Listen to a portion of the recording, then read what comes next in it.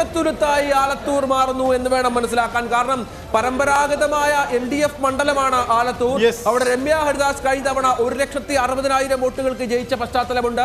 ഇത്തവണ പെട്ടെന്ന് മടങ്ങി വരാം. എന്തായാലും 17-2-1 അതിന് ഒപ്പിക്കാം. ഇടവേളയ്ക്ക് ശേഷം ഒരു 10 സെക്കൻഡ് മാത്രം പവർ ബ്രേക്ക്. അതിനുശേഷം മടങ്ങി എത്തുമ്പോൾ ഇതേ രീതിയാണോ എന്ന് നോക്കാം. 10 സെക്കൻഡ് മാത്രം.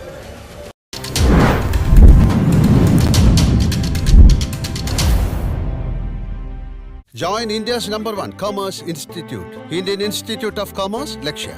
Admission open for 2024 academic year.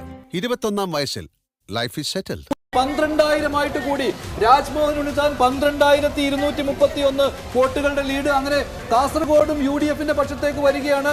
ഇനി ആറ്റിങ്ങലും ആലത്തൂരും മാത്രമേ LDFന് പ്രതീക്ഷയുള്ളൂ. ഒപ്പം മാവേലിക്കരയും മാത്രം ഇപ്പോഴും കാസർഗോഡ് ഉറപ്പിച്ചു.